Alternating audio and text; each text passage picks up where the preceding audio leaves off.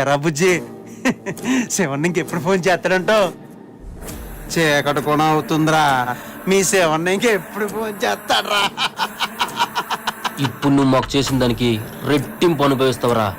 పొరపాటున నీ భవిష్యత్తు అనుకుంటే నవ్వు వస్తుందిరా. నీకు మూడింద్ర లంచా కొడక.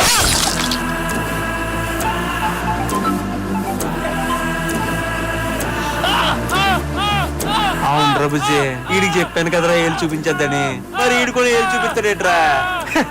అయినా ఇంకెప్పుడు ఏళ్ళు చూపించలేడే.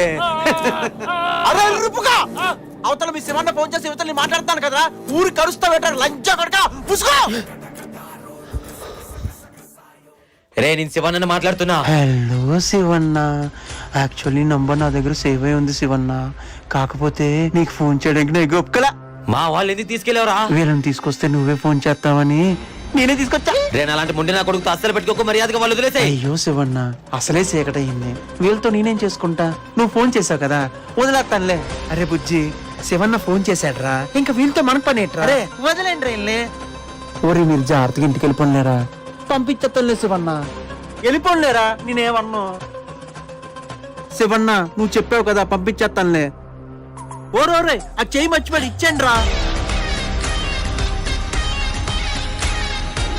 శివన్న, నువ్వు ముండోడు అయితే నేను తెక్కల్లో శివన్న.